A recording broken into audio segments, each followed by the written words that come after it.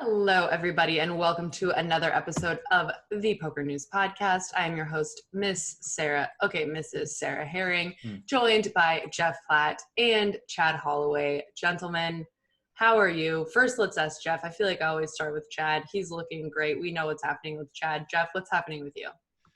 Not much. We're in the thick of things now, Sarah. It's the World Series of Poker main event. We have made it. Does it feel a little different? Absolutely. Is it still cool? Yeah, it is. The main event of the World Series of Poker is now underway. So life is good for me. We got the main event, and Sarah, I know you love this. The sports are back. NHL playoffs, NBA playoffs. We're all just living the dream over here. Am I right? Oh, I didn't realize that. Oh, wow. Sports are back? Yeah, sports have made it back. I thought they tried to do the Major League Baseball and then everyone got the Rona and then they were like, okay, maybe we should pump the brakes. That didn't happen. They're still fighting the good fight. They pump the brakes here and there on some series suspensions here and there, but overall, it's still moving forward. Also, this is not traditionally time for people to play basketball. Is that true? That much is very true. See, I knew you were locked in on the NBA and the NBA calendar. That's right. We usually see playoffs late April, May, crown a champion in June. Instead, they start the playoffs in mid-August, and we'll crown a champion, I think, at the very end of September, maybe early October. Great. Okay. Chad, who do you have your money on? Well, let me say I've always hated the NBA championship game happening in June because it's always coincided with me reporting a tournament at the World Series of Poker at the Rio, and inevitably where I'm walking around the tournament floor, maybe I'll stop and watch a hand, and I'm blocking the view to some players' line of sight to the TV during the big game, and they yell at me, "Can you move?" Whatever. One year I had a player didn't even ask me. All of a sudden they just got hit by a water bottle. Just chucked one of those water bottles at me, and I looked, and he looked at me and just like raised up his hands like, "What?"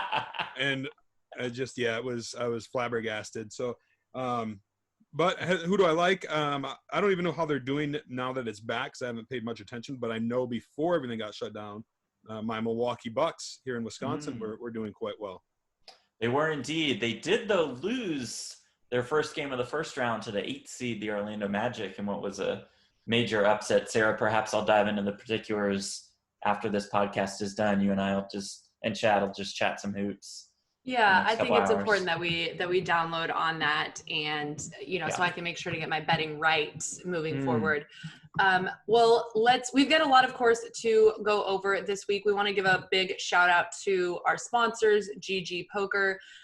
A vast majority of the news we're going to cover this week is GGpoker, so it seems pretty spot on that they are one of our main sponsors for the show. And as you mentioned, Jeff, the main event is underway. But before we get into the main event, we have got to talk a little bit about one of the big tournaments that we ended on speaking about last week, which is the 10K Heads Up. We talked a little bit about this. I also reached out to Alyssa, who was the lone female left in the semifinals, which was pretty exciting. She's a streamer, and we're going to try to get her on the show and sort of get more of her story and what her experience was like in the semifinals. But you were on the call for this one, Jeff, yeah? You want to talk us through a little bit about what went down? Sure. Yeah, that is correct. I mean, Sarah, you said it. We made it to the semifinals and then paused play so we could resume this last Saturday on GGpoker's Twitch channel. We did the broadcast out of the PokerGo studio. On one side, we had Michael Adamo versus Michael Zhang, which was, just a matchup featuring two of the young absolute sickos in the game today. Adamo won that one. And then on the other side of the bracket, we had David Peters against Alyssa McDonald. And I'll tell you what, McDonald fought and fought and fought. This was a battle that was up and down. Alyssa had the lead. Peters had the lead.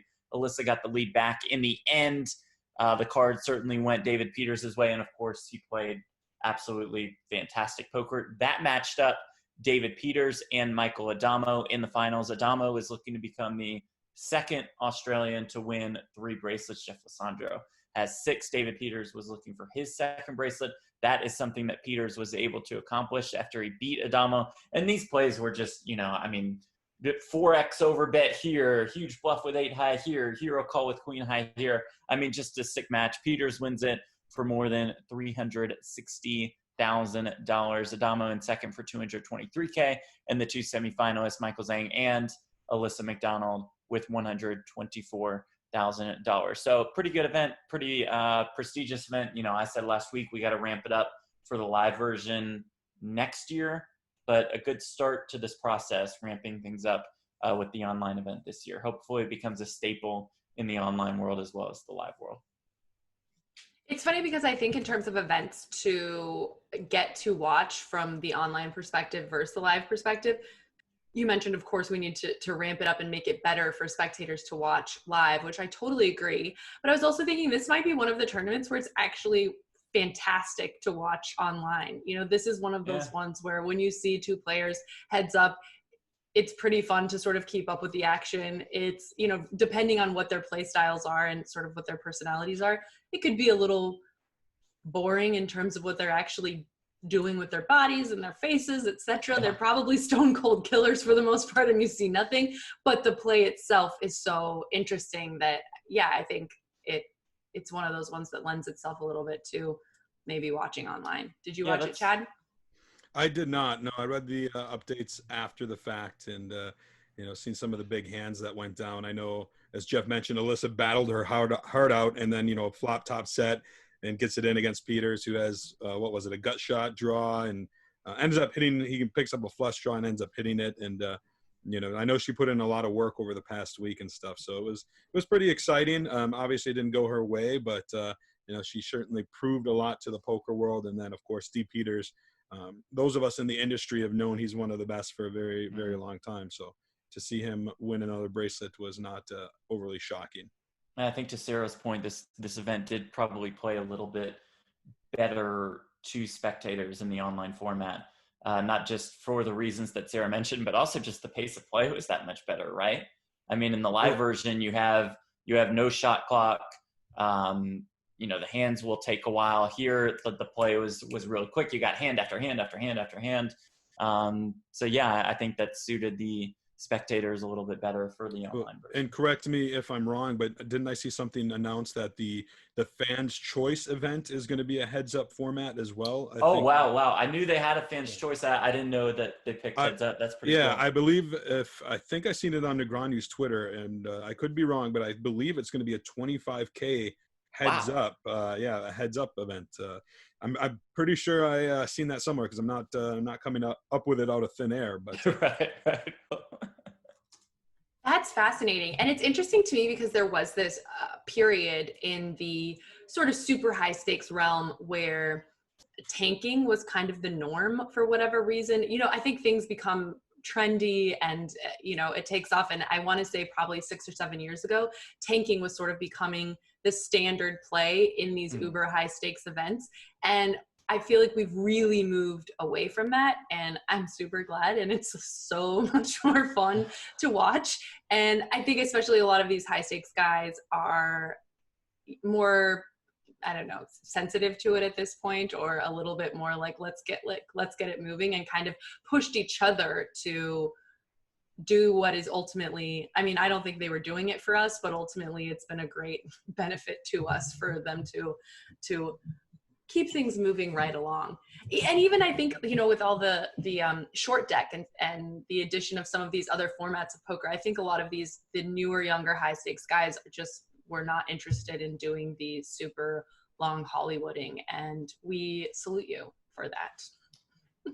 I certainly agree there. And also, when you have the shot clocks in a bunch of events over the last couple of years, that's going to influence players moving forward, even in events where they don't have shot clocks. The online play is going to help. The shot clocks are going to help.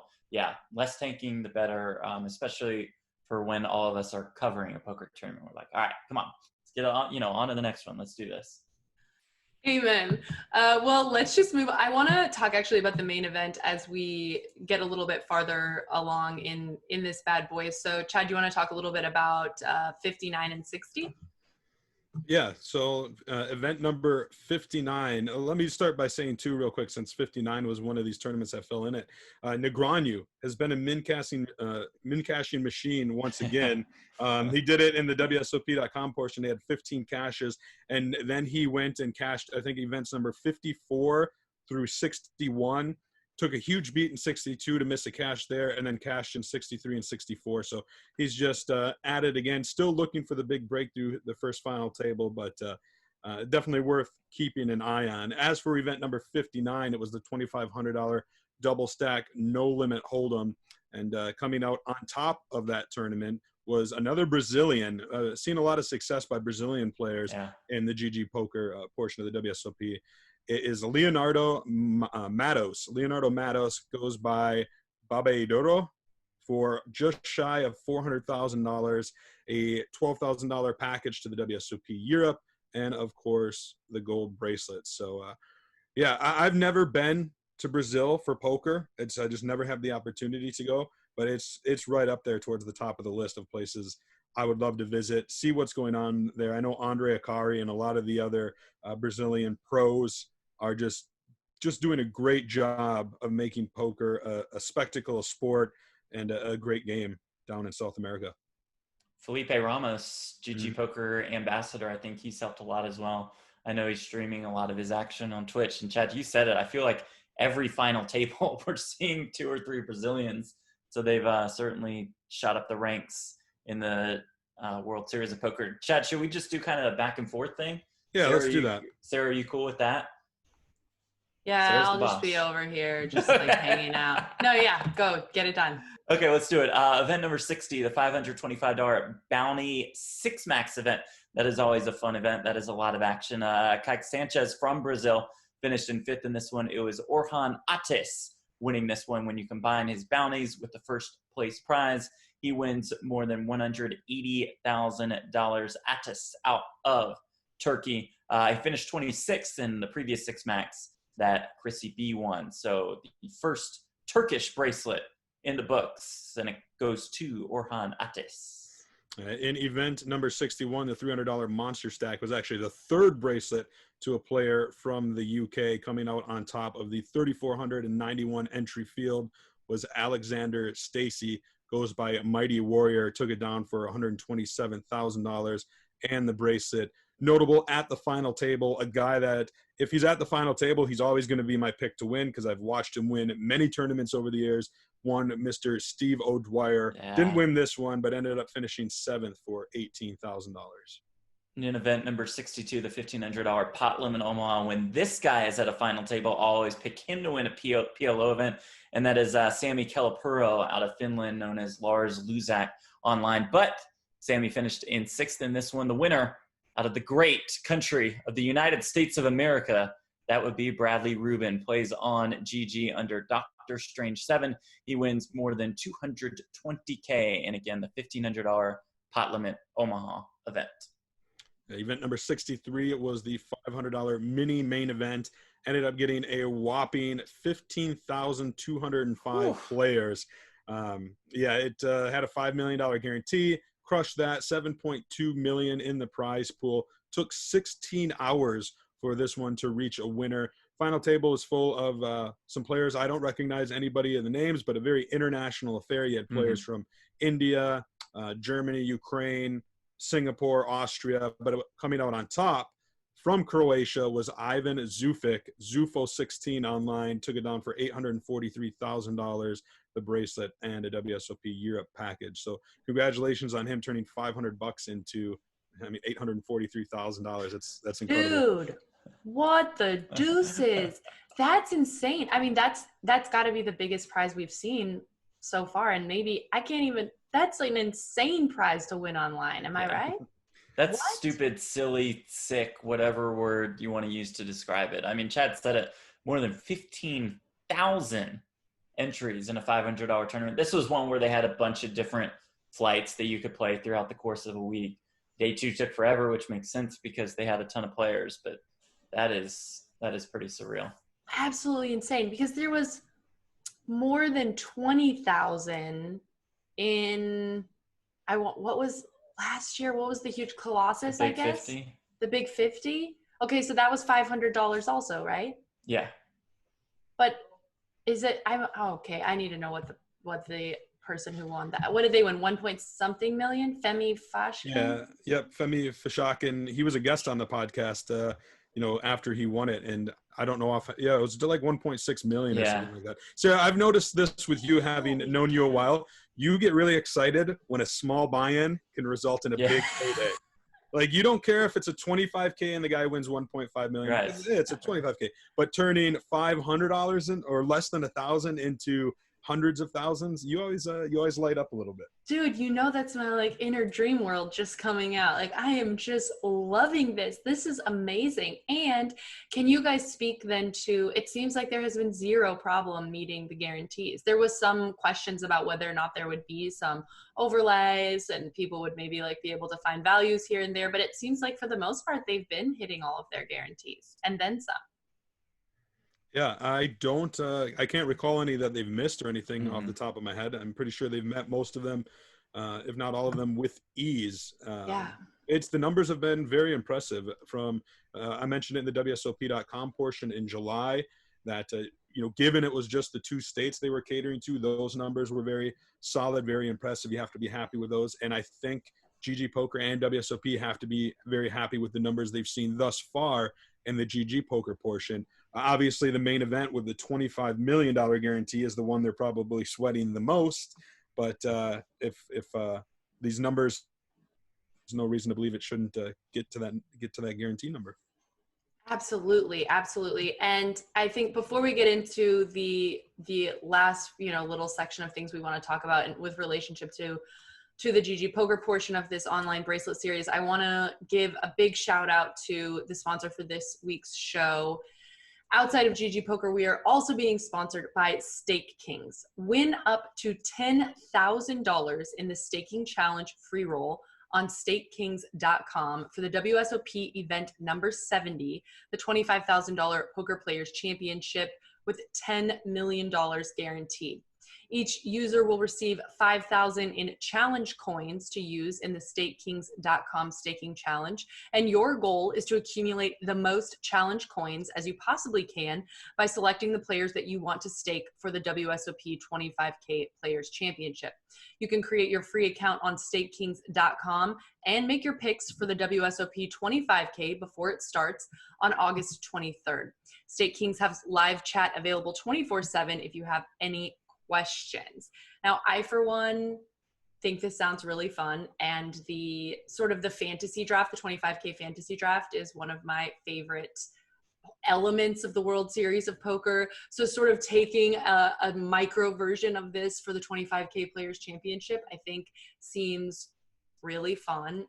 Obviously, I love to bet on and guess who I think is going to win these events. And you guys have already set the precedent in this show for who you expect to win the PLOs, who you expect to win No Limit Hold'em when you see the O'Dwyers in the mix. So I think this sounds like a lot of fun. So who should we do a quick Stake Kings 25K fantasy draft for the 25K Poker Players Championship? We'll each pick a player to throw our challenge coins on. Yes. Okay, Chad, you want first pick? You got it. Chad Holloway with the first pick in the 2020 25K Poker Players Championship draft. Gosh, that's a good one. I am going to go with Mr. Negreanu. Like I said, he's been a cashing machine. I feel like he's due to break through. He's got 25K experience, and I think he's really going to give that one all he's got. So I think it's a safe bet, but I'm going to go with it, Mr. Negreanu. Go ahead, Sarah. You have to go next. Okay, I will go next. With the second pick, I will select somebody who has won a bracelet this year, who has now won 3 bracelets in her career, and that would be Chrissy B, Kristen Bicknell. Give me Chrissy B in the 25K Poker Players Championship. Okay. I will go for... I feel like it's lame because we already talked about him in this episode, but I'm going to go for Michael Adamo. I feel like he's kind of hot right now. Yeah. He's been hot for a while. He's definitely like an easy bet. I couldn't pick David Peters because that's just like, come on, way too obvious. But you guys definitely want to check out StakeKings.com. Put your bet in there. It seems like a super cool free roll. And as Chad has already mentioned, Mama loves a free roll. And let me tell you, too, a real fun fact about State Kings. It was in event number 56, a $1,500 GG Masters WSOP edition, about a week or so ago, the one that we talked about last week when Seth Fisher won. But going deep in that 2,153 entry field was one Mr. Tyler Hancock, goes by State Kings on GGpoker, and that's because he is the owner of State Kings. Ended up finishing in 17th place for almost $17,000. So I thought that was a little fun fact, given we're talking about State Kings. And speaking of State Kings, hey, StateKings.com/player/Jeff_Platt. I mean, as long as we're all on board the State Kings train, you know, I'm posting some events here and there. There's a little bit of markup. Is it worth it? Probably not. But do you get a sweat? Yes. StateKings.com. Longest State Kings ad ever, but we love them. Okay, well, just so everyone gets it going on the State Kings, please, if you do indeed make your picks, let us know. Hit us up on the social media at Jeff Platt, at Auntie Chardonnay, at Chad A. Holloway. Let us know who your picks are, and maybe we'll do a little shout out in next week's show and see who's on fire, who's getting it, who's making it happen. And also we can razz each other when we see how terrible our own picks were or how good our own picks were. Sorry out there for the people we did choose. All right, well, let's talk a little bit about, you guys know online we love these super turbo, hyper crazy bounty tournaments that, especially if you're live covering them, you just love to get in there, get your 4 hours in and get on with the rest of your life.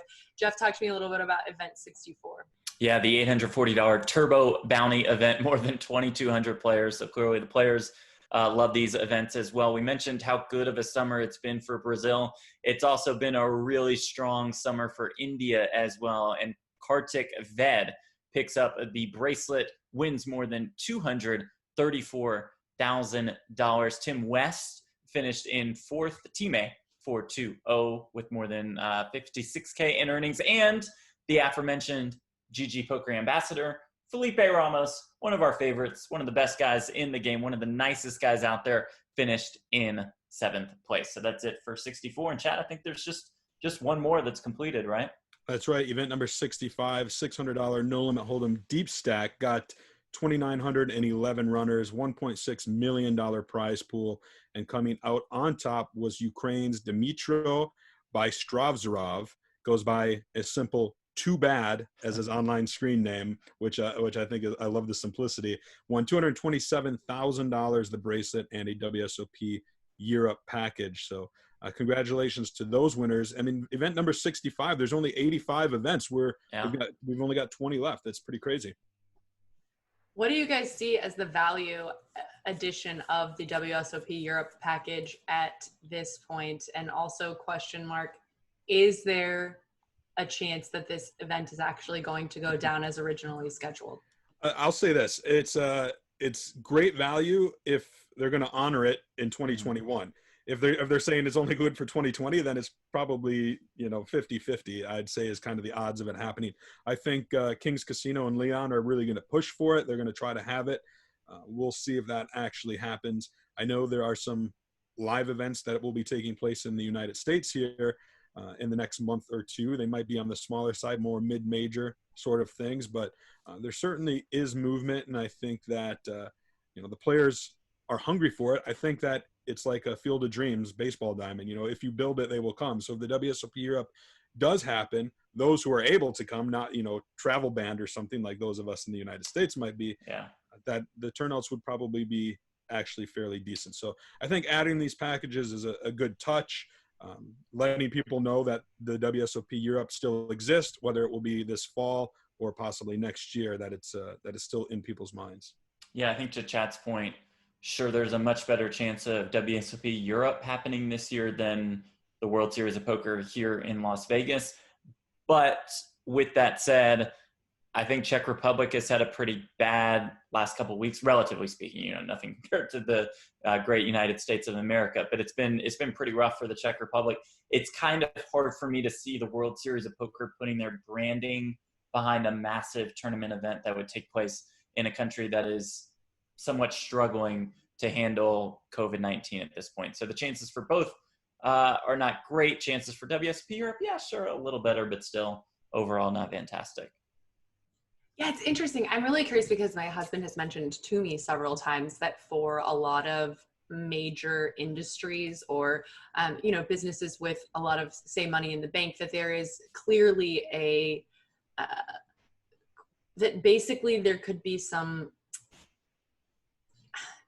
legal issues for them putting on large events, knowing that there is this type of a thing going on, that potentially they could put themselves in a situation of being liable if things go down. And I don't know, because I think there isn't a lot of precedent with something exactly like this to see what happens, in the litigation or in the judicial world. So I do think a lot of major businesses are just playing it safe so that they make sure that they don't find themselves in an unfortunate financial windfall situation. But I don't know, I think it's so bizarre to think of even how these industries, where all of these countries, all of these different laws, all of these different rules, how you would even litigate something like that, really. Yeah. At what place you would find the court. Would you do it in the United States? Would you do it in Europe? I don't know. I, for one, am just like getting so over it. At the very least, it's really bad PR, right? Like, even if you put in all the waivers in place, you have the sign at the casino door, everybody has to sign something before they play the tournament, you're not going to be held liable, et cetera, you can't be sued. It's still going to be a really bad look for your company overall if World Series of Poker Europe takes place.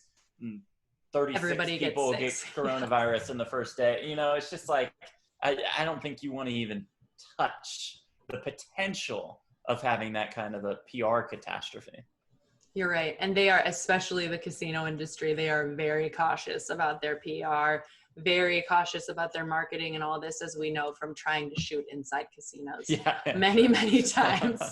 It can be a full-on nightmare. Well, we are very, very lucky this week to be joined by one of, I think, the United States' most obvious up-and-coming grinders, someone who's played with the best and really in the last few months come out very, very well, had a fantastic showing, has played some great cards. And Chad went ahead and interviewed Frank Funaro. Let's welcome Frank to the show.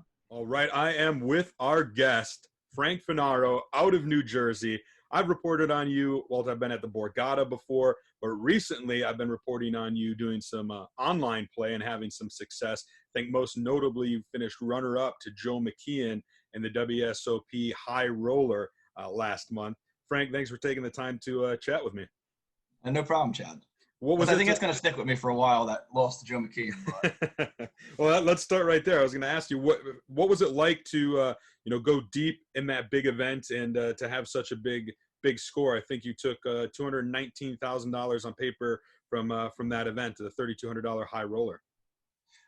It was awesome. I felt like, in a lot of the live stuff, I was close for like a long time, and then I felt like I kind of like broke through the glass, and it just felt like pretty good, like, to get down there. I also was live streaming it. Like, I had a Twitch stream going, which I don't even stream, and I think I somehow got I don't think there was a stream in the United States since Black Friday that big, that big of a score. That's a good point. Yeah, so that's pretty crazy, but it was a lot of fun. I don't like how I played heads up, but yeah. What inspired you to stream it? Like you said, you're not a streamer per se, but you decided to stream that one. A couple of my friends like me to do it sometimes, and they just tune in. I usually 20, 25 people, but I averaged I was getting 100 from early on in that, which is pretty cool.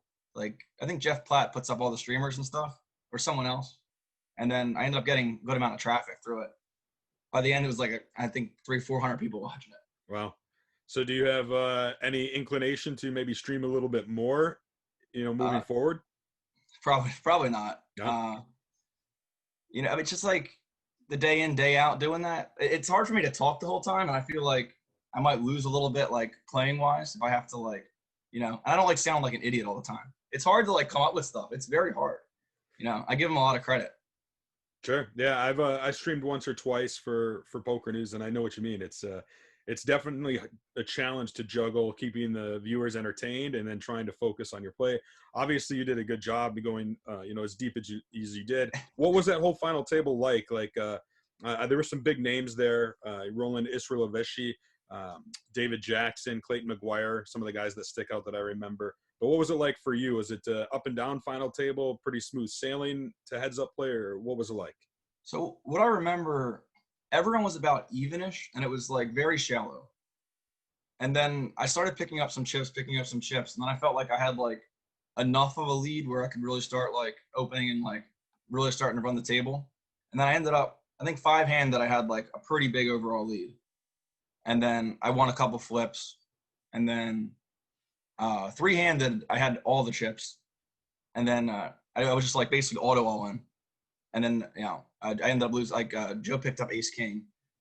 And then I ended up getting heads up with him like with 3-1 favorite. Yeah. But it was, I would say shallow. And nothing crazy. Sure. So I know that you're an East Coast guy. Joe is an East Coast guy. I'm assuming knew Joe before going heads up with him. Yeah, I know Joe relatively well. He was trying to, I remember playing Wolf with you guys. Yeah. He tried to explain that to me. I think you were there for the first game I played. I screwed that all up. The second game, I actually sniped Scott like immediately, and no one believed me because I didn't know what I was doing. Yeah. But, for those who are listening or watching that don't know, Ultimate Werewolf is a deductive reasoning logic game, and there's a group, mainly East Coast people. I occasionally get invited in that play online. It's been a lot of fun during the quarantine. Really like to stay social and be able to play those games. I've never played online. I was just talking about the Brigado. I think it was you and I forget the guy's name. His name might have been Spencer. Used for the Wolves. Okay. I forgot we had so we have been playing online, a bunch of us, but the one you're talking about then was during one of the Borgata Poker Opens. WPT. Yeah. And I remember because there was like 30 people in this circle in the lobby of the hotel. And it was funny because people were like, they wanted to do that more than they even wanted to play poker sometimes. They're like, it was every night. Yeah, it was crazy. It was a lot of fun though. And you just have random people walking by, staying at the hotel, like what's going on? They must have people are their head down, they're slapping their knees, like what are they doing? I thought, it must have looked like a cult to some people because there's the moderator who's like the leader, and like you said, people are like slapping their knees with their eyes closed. Yeah, it's definitely a fun game, and it's a good group of people. Like that, you guys on the East Coast have a good circle or network or community, whatever you want to call it, of players. I noticed it actually just the other day, and this is one of the reasons we're talking now. Is right now Party Poker US is doing an online series, one of their monthly network series, and you actually just won in an event. And I seen your screen name on there was Frankie Funk. I didn't know that was you. I assumed it was. I reached out and you confirmed it was, and then you went on to win it. It was event number 3. It was a $15K guaranteed PKO. You took it down for a little under $5,000. So relatively small score compared to that WSOP event. But still, a win is a win. Was it fun taking that one down? It was fun. I busted my one buddy pretty early. He ended up like punting into me with ace 3 suited. I was pretty cool. But it was fun. I've been playing on Party a lot more recently. I never played on there. Like I would literally never play on there. Sure. And then now I've been putting in a lot of volume. I like the software. I like they run, the structures are good. And I've been tracing points for like the Pocket Fives leaderboard. That's been my goal like since quarantine. So I've been playing all the sites and putting in a lot of volume. Nice. Yeah, I mean, I'm jealous, and I'm sure a lot of listeners are, that you have the ability to do that, to play online, being in New Jersey. Have you been playing online in New Jersey for a long time, or were you focusing mainly on live and just going online now that it's everything's kind of shut down as far as live poker is concerned? Well, I'm probably consider myself a professional for about 2 years now. I just turned 25. I was playing, but I have never put in the volume I put in this year. And the volume this year online is still like way behind like all the guys in like the top 10 on Poker Fives. Like my volume is so low. And like I'm trying to catch up. I've been playing like the Monday grind, the Wednesday grind, trying to like make up for some of that volume. But as much as I ever have, and I'm not like an excellent multi-tabler. I'm good on like 5 or 6, but these people are playing 10, 12. I can't. Right. That's just not my skill set. I've been trying though. So you've been playing, professionally for a couple of years. You said you're 25. What was life before that, high school, college, or when did you learn the game? Give us a little bit about your background. So I have like a couple memories of, I was probably like 6, 7 years old, like young kid. My dad plays sporadically, but I don't really play anymore. He used to have a home game at my house. And I used to be like a little kid, and I used to like be very drawn to the idea of like, they're playing for money, you can like win money, like doing this, like a fun little thing. And they would like just be drinking, hanging out. And I was like, really wanted to play. But I was like a 6 or 7 year old kid, like they wouldn't let me play. So I'd like run them drinks or stuff, and they'd like tip me. But I'd be like, I want to play. And then one day they let me play when I was like probably like 10. And then I ended up like winning. And then I was kind of like, like really hooked. I think I remember hitting like it was just some ridiculous. I had like I forget the hand, but I might have had like a straight flush or like a quad aces or something. Like I just remember a really big hand. And I was just hooked. And then I went to Drexel. I did a comical over 3 years in college, and then dropped out to play poker. There was like a hard stop where I realized I'm never going to do anything with this. And I just stopped. The last semester, I kind of tried to just autopilot through till I made enough money to keep my parents a little quiet about it, because they weren't super, super happy to begin with. Right. I was like, all right, I'm going to stay. I'm still in school. I'm like, I basically didn't go to any classes, and I was like, okay, I just got to win enough so I can like figure this out, which I don't advise. But that's like what I was thinking in my head. I was like all in. So what did they think last month when you took a big 6-figure score down? That's huge for any poker player, and changes a lot of parents' minds usually when they see somebody hits a big score like that. Yeah, I've been doing well for like the last year, like a little over a year probably. I've been on, I would say, like a heater-ish, and I've been doing really well. So they come to terms with it, and they fully support me at this point. It's just an unknown, because a lot of people don't understand how it works, and a lot of people don't make it, and it's very hard. So their concerns probably are valid. Yeah, for sure. Real quick before I forget to, I should have asked this earlier. I understand with that you had a bracelet bet with Daniel Negreanu. You were one of the I people. did. And, I did. I blew that too. So I guess let's talk about that for a minute. How did that start? Like, how did you get in touch with Negreanu to place the bet, or what inspired you to do it in the first place? Well, he put out a tweet, and it was taking bets, and I was like, I always like, I'm a big fanboy. Like I've always been like a huge poker fanboy. Like when I see like Helmuth in the Rio or something, I'm like he's like not even real. Like it like freaks me out. But I was like, okay, I have an opportunity to place a bet with him, and I think I'm actually a favorite in the bet online. And if I win or lose, it's $5K, and you have a bet with Daniel Negreanu.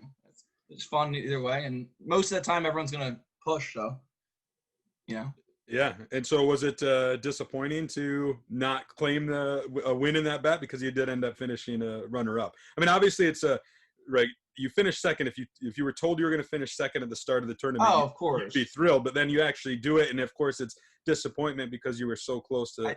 I did get a little bit more money than second place money too.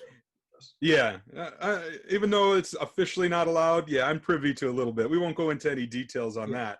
But not winning the bet against Negreanu, that would be it stings. Yeah, but that's opportunities don't come up. Exactly. Well, before, had you been traveling to Vegas back when they were having the live events in years past? Have you put in the grind out there? Go ahead. Yeah, have you just put in the grind at the WSOP? But I went with the last World Series. I played about 12 events. Nothing spectacular. I think I might have had 2 cashes, and I got like destroyed in tournaments basically. But I really haven't been traveling too much besides the Borgata stuff. I think like the first tournament I went to was like a Maryland Live WPT with Martyr. Michael Martyr, a really good friend of mine. Me and him, we travel together, stay together, like we go to Vegas and stuff. But I haven't really been traveling, and this was my year to start doing that, and it kind of got on hold. But ended up being my most successful stretch of my career, I guess. So you look at it that way anyway. Yeah, I mean, one of the reasons I wanted to get you on the show is because, I cover poker. I go to a lot of tournaments. I see a lot of the results. Names stick out to me, and people who are on the up and up. And like you said, you've been on a bit of a heater in the last year or so. And then especially with, the recent Party Poker win with finishing second in the bracelet event and just putting in the volume that you have been. I'm like, let's get you on the show and really because I think that you are somebody that listeners or viewers should remember because, like I said, you're still young, you're 25, you love poker, you're putting in volume, and you have high aspirations. I won't be surprised to see you actually win a bracelet, maybe when, whether it's online or live when that returns, or of course, like you said, the Borgata events. I know you're grinding those. I got to experience Borgata for the first time last year, and I love it. I think it's one of the best series. I want to get out there more. Unfortunately, right now, all those big tournament series are on hold. I mean, I haven't been around too much, but from what I hear and the numbers I see out there, nobody beats their numbers. That 600 kickoff, they get it's a 2 million guarantee half the time, or a 1.5 million for $600. The main event, the WPT main with 1,100 runners, that's these tournaments are just enormous. They got the Six Max is good. I hate the Almighty, get thrown out in the garbage. That tournament, whatever. But they got some stuff. Parks are too slow for me, so I'm kind of because I play those too.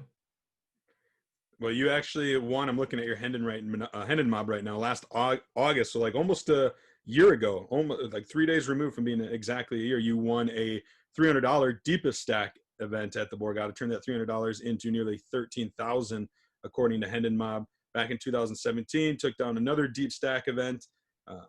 It seems like you get a little home field advantage there. I'm only a 40-minute drive. My family's a house in Ventnor, about 10 minutes from there. So, I played a lot of high-stakes cash games there, too, within the year. There's some 25-50 running we're playing. I actually played probably the craziest game of my life. Jamie Gold was in the game. We got to hear it. Everybody loves a Jamie Gold story.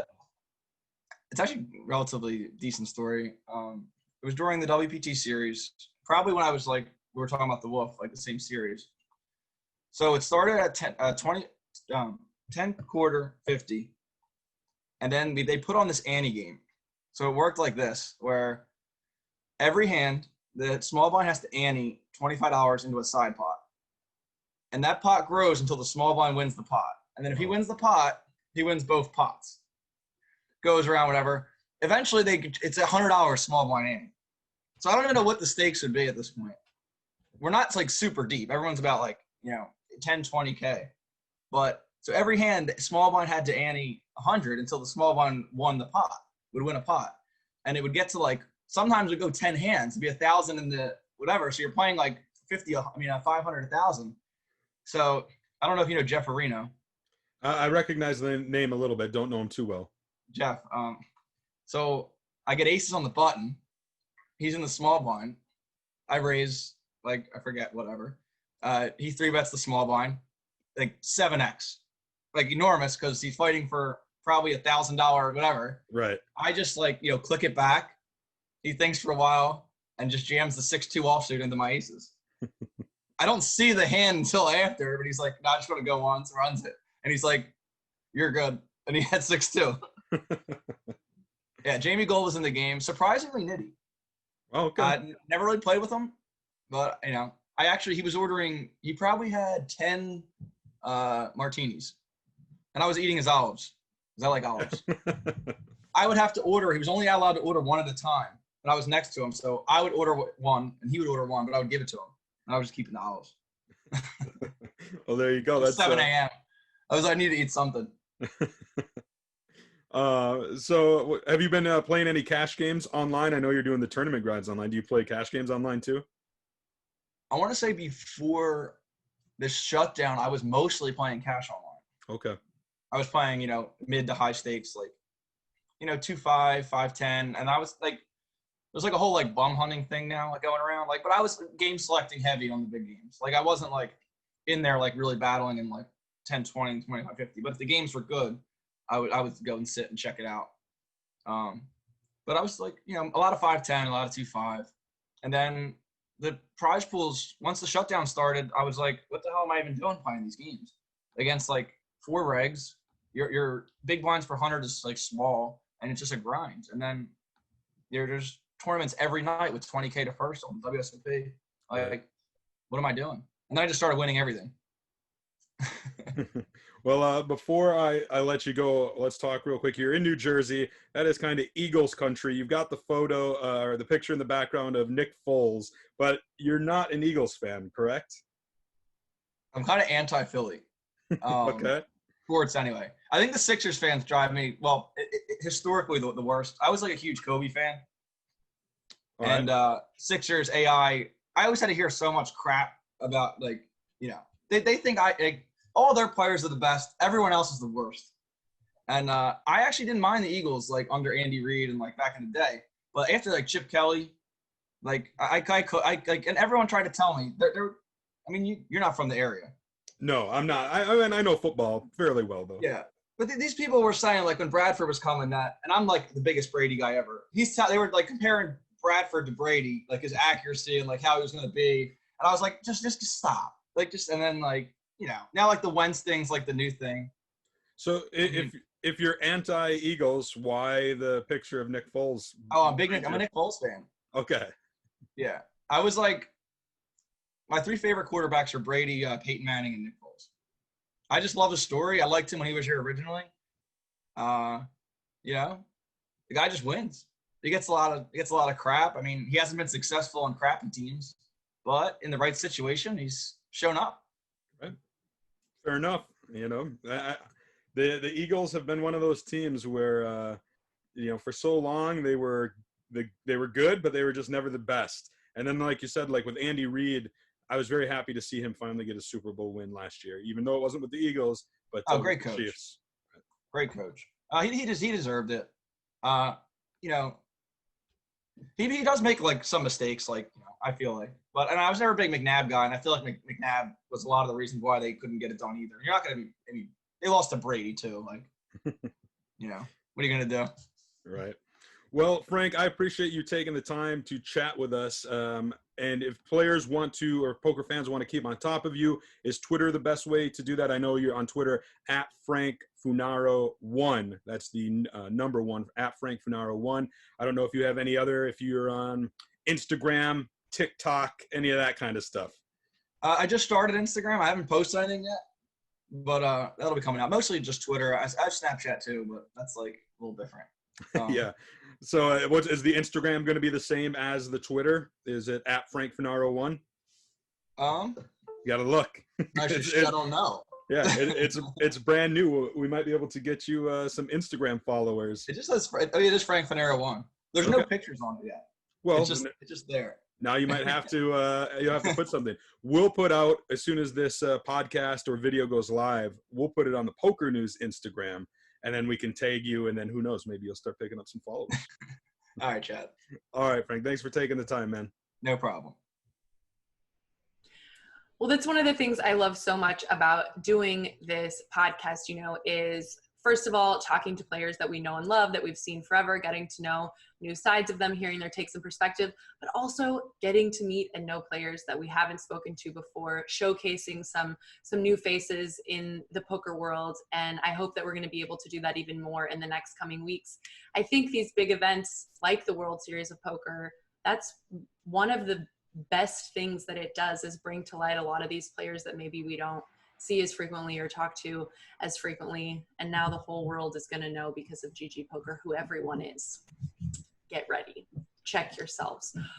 Which also, we have not talked about this on the show, but don't you think we need to? I made this video on Monday at all about this whole high stakes, you know, shutting down of this, taking the 180K. There was all this buzz, you guys, and rumors about basically on 2+2, this gentleman, this German high stakes pro, came forward and said that GGpoker had basically taken his $180,000 after he started winning, based on what he does agree was probably kind of legitimate reasons. And we've kind of dug a little deeper. GGpoker has responded, and it looks like basically what happened is this player had an account on Natural 8, which is a skin on the GG network.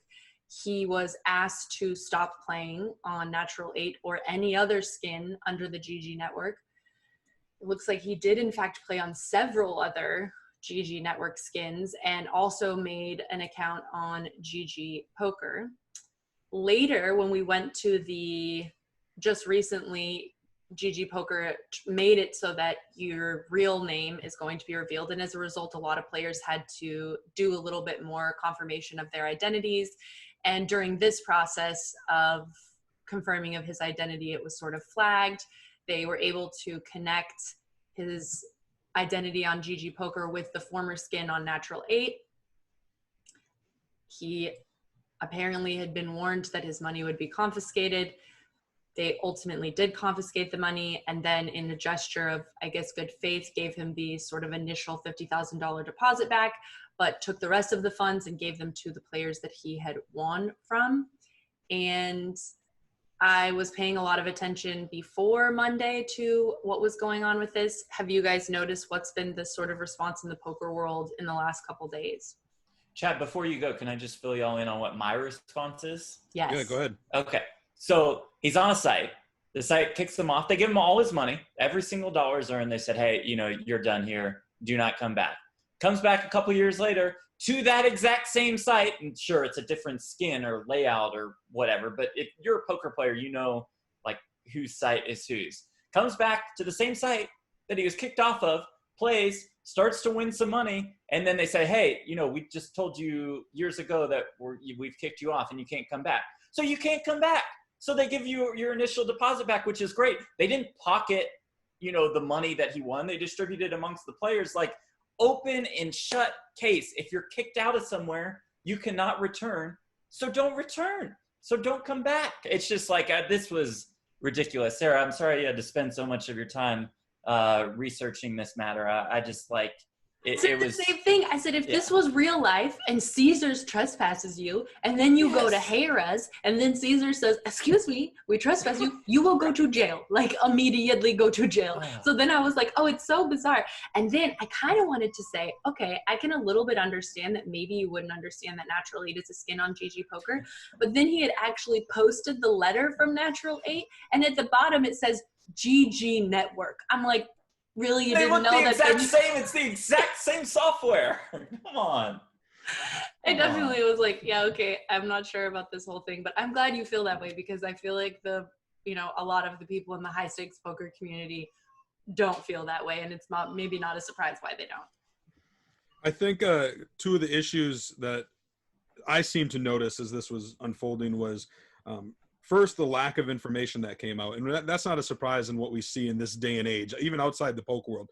People are just immediately reacting without getting the full story, without getting all the facts and details. And here it seemed that, he's just a winning player and they kicked him off because he was winning too much. Obviously, that would be terribly wrong. It's not something that should ever happen. And if that was the actual case, I can understand the outrage. But I think a lot of people just reacted to hearing that, without understanding that he had been previously banned and, the details that came out after the fact. The other part that I noticed is it seems like a lot of players have this expectation for, especially online poker sites, but I once again think this applies to the wider mainstream, that companies are more proactive than reactive. That they, some people would say they should have caught this sooner, or they should have, realized he had created this account. And I do understand that argument, but I also understand the argument of the site has hundreds of thousands of players, and to go through everything. A good example was with the WSOP.com earlier this summer when Mike Matisow had his incident where he called out Megan Milbourne, Wolverine 17, because he thought she slow rolled and whatever. He had that rant on his stream, and a lot of people were saying the WSOP should be proactive about these things, or what have you. They should be, and the WSOP kind of said, look, it's really like for us to go out and monitor everybody's stream, everybody's social media, and try to police that is just not logistically possible, really, is what they were kind of saying. And I get that too. You have sites like PokerStars who, one of the reasons they were leading the industry for as long as they were is because they invested a lot of money in security and proactive measures, where they could detect bots or collusion or playing styles, things like that. Not all sites do that or have that capability, but I think that expectation that they do or, should is always there. And, I think those are two things that I noticed throughout this whole scenario.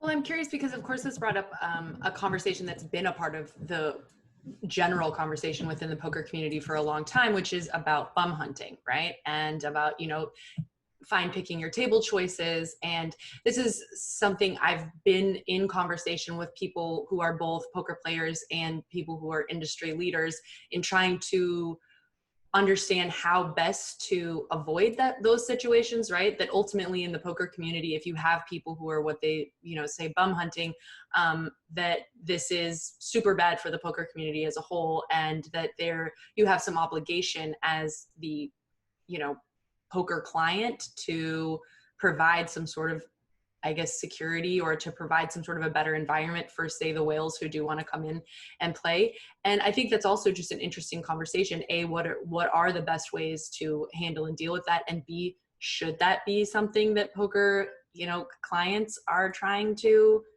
monitor or police? It's a great question. I think that, GGpoker has the right to make the decision, hey, we're going to target all of the bum hunters or we're going to target none of the bum hunters, right? I mean, it's just like they think they're doing what's best for the poker ecology, which is great. Another company might come in and say, we don't care at all about the poker ecological system as long as our site is doing really well. And so we're going to allow all these sharks who can target the bum hunters because we think that's best for business. So I just think it's the personal company's choice. I don't think anybody has an obligation. We would love to see the amount of bum hunting limited because that's just what's best for the game overall. And it seems like GG is on that path as well, but I can't, blame another company for not having the same kind of security rules that GG does. It's funny, and this is a debate or a topic that's been discussed for many, many years. And this is the idea of players trying to form some sort of union so that they can stand up to sites or what have you.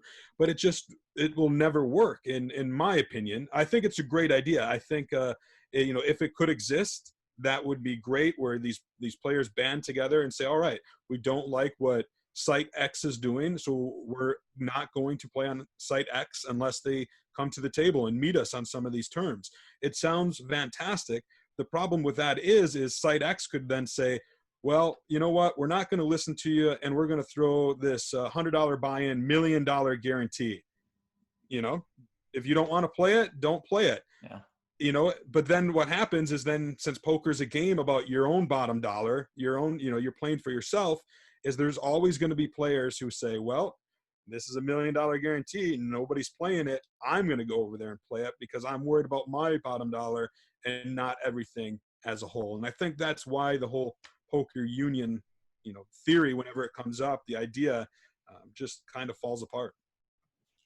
It's also a little bit so for example, with Heath and the fighters, I was always saying, why don't the fighters have a union? The fighters need a union. This makes all the sense in the world. And that maybe kind of does, because it's a very small group of people who are really the only people that are doing that particular thing, right? But in poker, you have a very small group of people who are at the very top. That is true. But most of the money and most of the resources and most of the economy is being funded by a ton of people who would probably never be in this union or never be a part of this union. And so really that small group of people who would say, we're not playing on your site, the other site would say, great, you're this little tiny percentage of the amount of money that we make, and we don't really need you, and maybe things would be better without you. See you later. Not that I think that's good, but yeah. We saw that in action a few years ago, right? When PokerStars did away with their Supernova Elites. Yeah. That was pretty much what they said at the time. It's sad, but it's true. It's definitely a very unique economy. Whoop, that's my phone, guys. Sorry. Well, either way, I think it's an interesting debate. And I think, I had some friends for a long time living in Vegas who were professional blackjack players, and they had a whole system, a whole team. They had investors, they did a very, it was run very well like a business, right? It was very much a business. And it was interesting because they would frequently be just banned from, casinos. And one, like we talked about, Caesars maybe owns, 25% of the casinos across the whole country. And I remember hearing stories from them and thinking, wow, they put so much effort and so much energy into building this business, and they can just be banned in 2 seconds and it doesn't matter, and feeling like, well, that doesn't seem fair. And then realizing life's not fair. Yeah. And these businesses can say, we don't want your business anytime they want. And that makes sense, I guess. And if you don't like it, you can pull a Phil Galfond and make your own business. And let me say, yes. or you can do just like what every video we see every other day with a Karen or Kevin throwing a fit because it's their right to shop in this store without a mask or what have you, even though, so yeah, I don't know. It's a mess, but I do think that there are good companies out there, online companies that are doing some great things and do very much care about the players. And I mean, it's an exciting time for online poker right now, obviously, given what's going on in the world with the pandemic. I was just thinking to myself, I know we're going to talk about it here shortly. The PokerStars WCOOP announced their schedule, and I'm thinking to myself, man, another online series. I'm happy for it because we got to keep this going while everything's shut down. But it's a lot to take in online wise. That's why, come the end of the year, I'm going to rely on my buddies Donnie Peters and Lance Bradley over at Pocket Fives to like who did the best overall on these online series, because we're talking about WSOP.com. We talk about Party Poker, WPT. We're going to talk about PokerStars. These players, a lot of these players are playing on all of them, and so I'm hoping that since they're the online experts with the results, they can kind of give us a good overview of the players who really knocked it out of the park online in 2020. Well, we've spoken a little bit about the best sites and clients, and we would be remiss if we didn't give a shout out to our homies at Run It Once. Everyone knows I get my news from the social media, and I did see there have been some more elements of the challenge. These ones not with Phil Galfond, but other members of Run It Once. Things are just still going, tons of high stakes fun action. And if you guys want to check out the site, you can get a special first time deposit bonus if you use this code, once.run/PNPod. That's once.run/PNPod.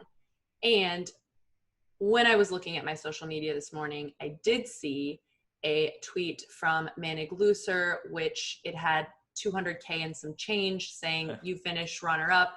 And he basically said, it's sad when you make this kind of money and you are so crushed and devastated. And that is because in the WPT World Online Championship event number 5, the $3,200 knockout, he ultimately came runner up to Daniel Smith, who took home more than $400,000. And that just goes to show, in poker, sometimes it's about money, but a lot of the time too, it's about getting that victory. You just want that victory. Well, and Sarah, how much do you love this? Daniel Smith turned a $33 satellite into that first place prize of more than 400K, beats the sickos at the final table, beats Manig, Artur Martirosyan eliminated in 6th, Ryan Reese out in 7th place, the satellite winner to the very top of the mountain, wins 415K and wins that added 15K WPT Tournament of Champions seat, gets his name on that Mike Sexton WPT Champions Cup, all for the bottom line price of $33. It's the dream. Dude, that is so sick. And we all know, getting heads up with Manig Loeser and winning, I'm sure also just feels amazing. It's that extra 200K, but also I'm sure that feels amazing. And also, who spells Smith with a Y? Anybody? What's going on? Yeah. Maybe the Irish. Is that an Irish thing? Like, that's what I was trying to figure out. I was like, who is this guy? Is he trying to be like fun and crazy, or is this just a normal thing? If you're Irish, let me know. Let me know if that's what people do. And we also, so we want to cover, as Chad mentioned, the WCOOP. But before we get to the WCOOP, I just want to talk briefly about the main event. Of course, this is what we've been waiting for the whole series, but there's a ton of day ones. Jeff, why don't you talk to me a little bit about what you've been seeing in the main? Sure. At the time of taping this podcast, we are on day 1D. I think that GG would have to be pretty pleased with the turnout so far. There are 20 now opening flights. They changed that from 22 about a week ago or so. And remember, 5K buy-in, a $25 million guarantee. Day 1A saw 464 entries. That was Sunday. They know that the Sunday turnouts are going to be the bigger turnouts. 99 players advanced. Sam Vousden is the overall chip leader. Julian Martini, Alexandros Kolonius also advanced to day 2. Day 1B, 114 entries. So a dramatic drop off from Sunday. It makes sense. It's a Monday. Mondays are usually slow. 25 players advanced, including Cowboy Dan. Dan Smith is in the mix. Stefan Burkhoff, Steven Van Zadelhoff are also through to day 2. And day 1C had 110 entries, of which 19 advanced, including the Bosnian bandit, the phenom Ali Amshurovic. So I think overall, I mean, just doing some quick math, I guess that's 688 entries so far through 3 days, which sets a decent average. I expect that we'll see most of the onslaught towards the very end of these 2 weeks or so of opening flights of the World Series of Poker main event. Players are capped at 3 bullets apiece. Chad, I think that they're in line to hit the guarantee and to pass it significantly. I mean, I would think 2,650, 2,700 entries for this one. Yeah, I think so. We talked a little bit about the guarantees on GGpoker earlier. This is obviously the one they're probably sweating the biggest, but I think it's off to a good start with 20 flights. Each player can re-enter 3 times if they want. I think it'll get there. I think it'll go, a bit past it.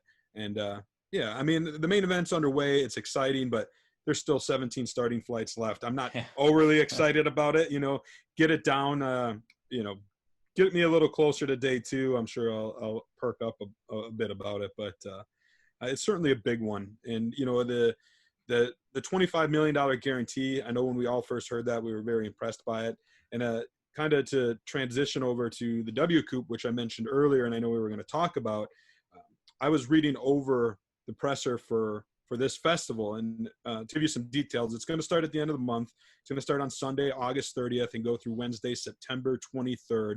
So less than a month. It's going to be $80 million in guaranteed prize pools across 225 tournaments.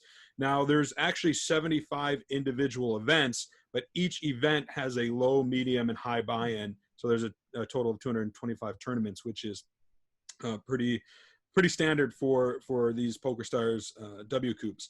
And the jewel on the schedule, if you will, is the $5,200 buy-in main event, which has a $10 million guarantee.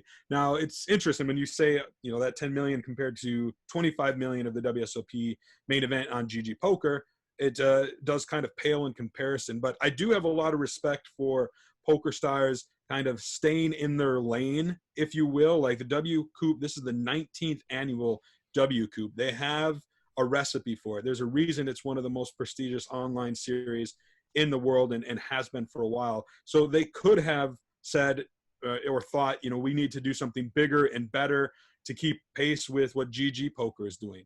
I don't think that would have been the right approach. I'm glad to see they didn't go that route. I like them sticking to the formula that works. I think this $5,200 buy-in main event, even with a $10 million guarantee, is going to be, absolutely huge. The tournament has paid out at least $1 million to first place every year since 2007, and it's got a long history. You've got players like Fedor Holtz, Steven Van Zadelhoff, J.C. Tran, Yevgeny Timoshenko. These are some of the winners of the WCOOP main event. So it's definitely a very prestigious series, and of course the main event, one of the most prestigious titles in all of online poker, and I don't think that's going to change here in 2020.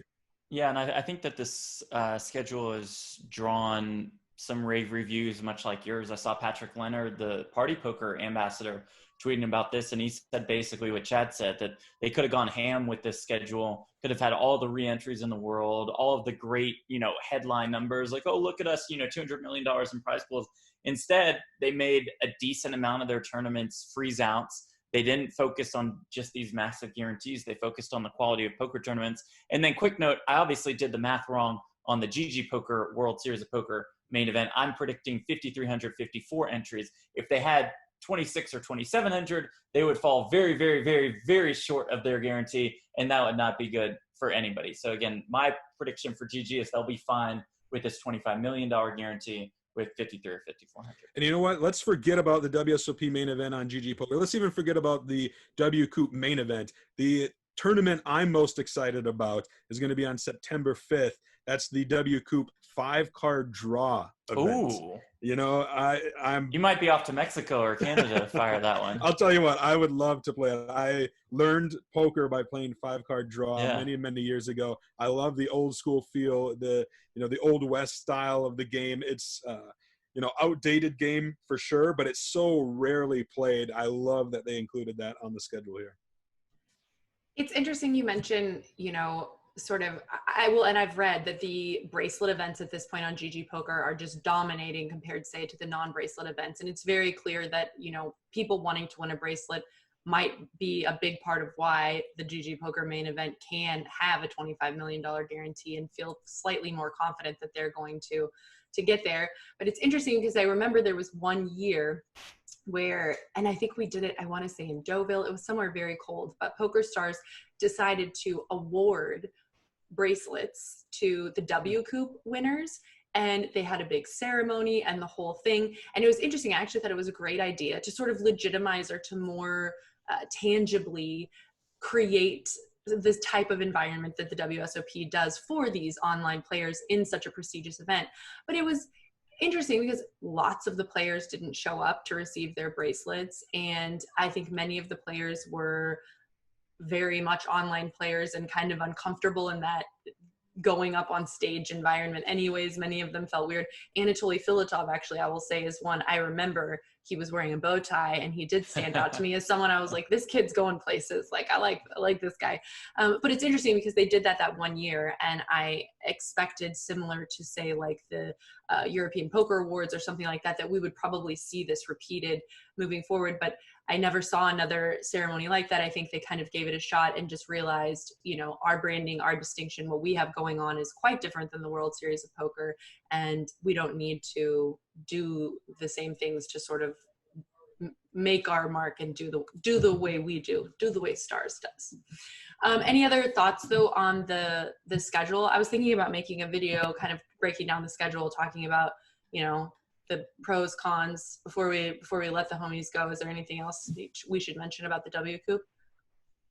I think PokerStars has done a really good job with their Cards Up coverage on their Twitch channel. Like they've clearly invested more into it. We know that James Hardigan and Stapes are awesome, and they're sometimes joined by a Lex or a Spraggy. So I think major props to them, and they are going to offer, it seems, just about daily Cards Up coverage on their live stream. So I think they've done a really good job with that, and that's really, really good news for viewers that kind of coverage will continue throughout WCOOP. Yeah, for those wondering, the lowest buy-in on the schedule is just a $2.20. There we go. The WCOOP event number 1, it's a phased event. It's the low buy-in, and the highest buy-in on the schedule is $25K. Super high roller, the Sunday Slam, event number 25. So kind of gives you a range of the tournaments. There's 150 no limit hold'em tournaments, but there are 17 different tournament formats being played. So and the number of, Sarah, you can guess this one, the number of events that have a $1 million or more guarantee on them.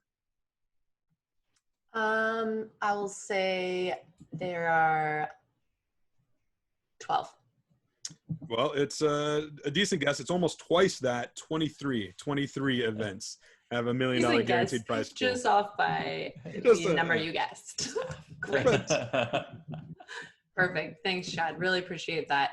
And just kidding, but seriously, if you guys are listening and you need something free to come your way, we have a challenge with Norm and Chad, the hashtag Ookaluka challenge, which I spelled wrong, by the way, when I did it, but it's OOKALUKA.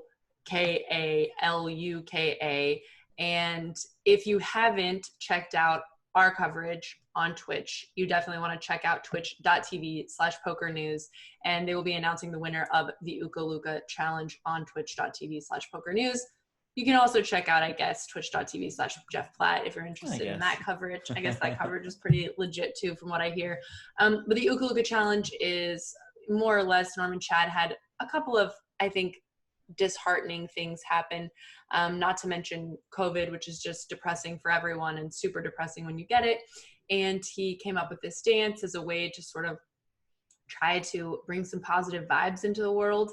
Basically, you do your version of this very simple dance. I did one, if you want to check it out, with my daughter, and you can tag Norman Chad, hashtag Ooka Looka, and potentially win all kinds of things, including Norman Chad leaving the voicemail on your phone, which if you happen to have poker playing friends, they might get. If you don't, it will probably go right over their head. Am I right? Bravo to you and Vera for that Ooka Looka. That was one of the best ones that's out there right now. No question about that. I was out there practicing like hard all day, really trying to make it happen. And then later, even Heath was like, "Is that what you wore? You put that up? You put that up on the internet and you wore that?" Listen, I needed to get it out. We got to inspire people. Chad, where's your Ooka Looka? It's still coming. I do plan on doing one with the dogs. It takes a while to train dogs to lean to the left, lean to the right, slide to the left, and slide to the right. So just get them in the background somewhere. I can probably get them to glance at the heavens by just holding up a tree like really high. right. Look up, so. All right. Well, we definitely appreciate you guys doing that. Let us know if you join the Stake Kings free roll. Let us know who you had.